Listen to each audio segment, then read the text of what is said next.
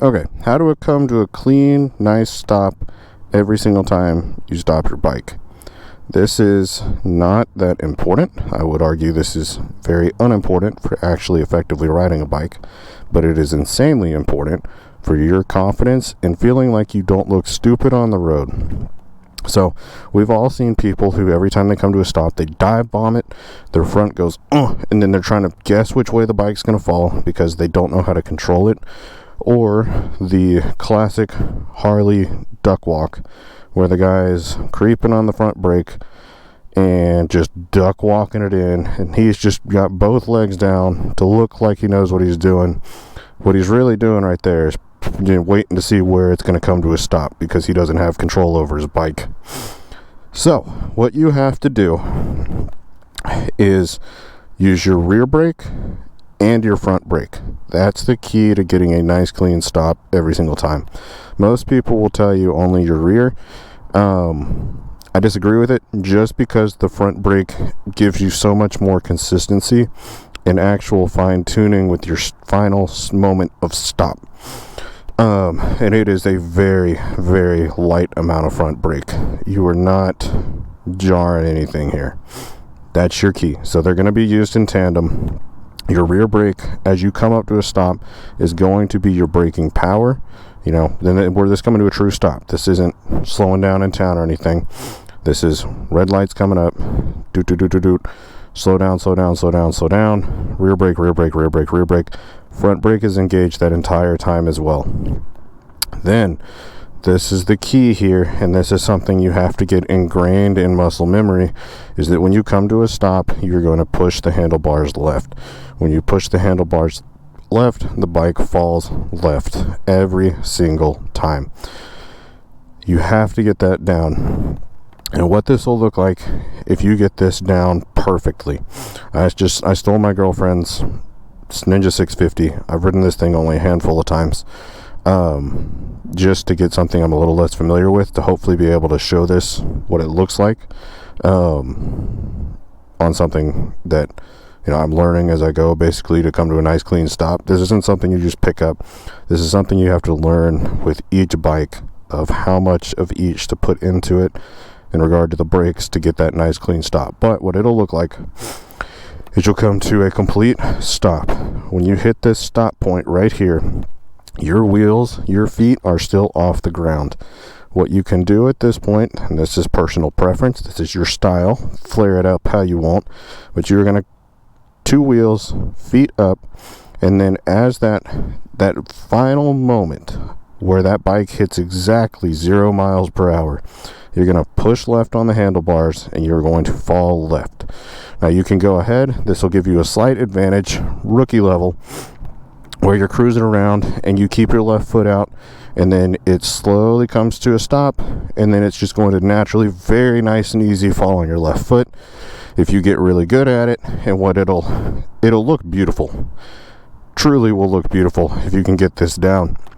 But you're going to come to a complete stop, wheels or feet are off the ground, and then at that time you are going to simultaneously foot off peg onto ground as you push it to the left.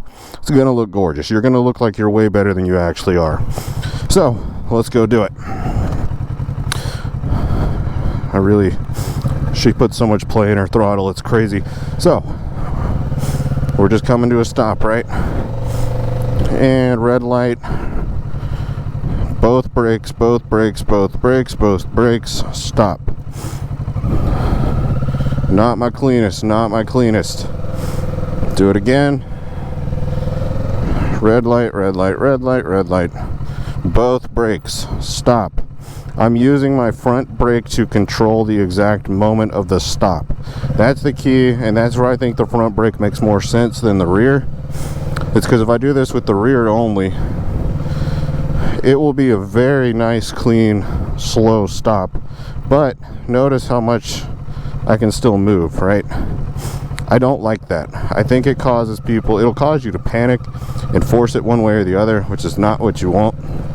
So do it one more time with just the rear, pull it in, rear brake, stop, And I also, for whatever reason, when I do it with the rear brake, I can't get that nice clean foot off the ground until the exact moment it needs to be down that I can with the front. So again, rear brake only. Stop, stop, stop, stop. Stomp it, and then it's down. Let's go back around. This time we'll use the front as well. And it is very, very, very little front brake. Beautiful stop right there. Nailed it. Again. Coming to a stop. Little tiny hair amount of front brake.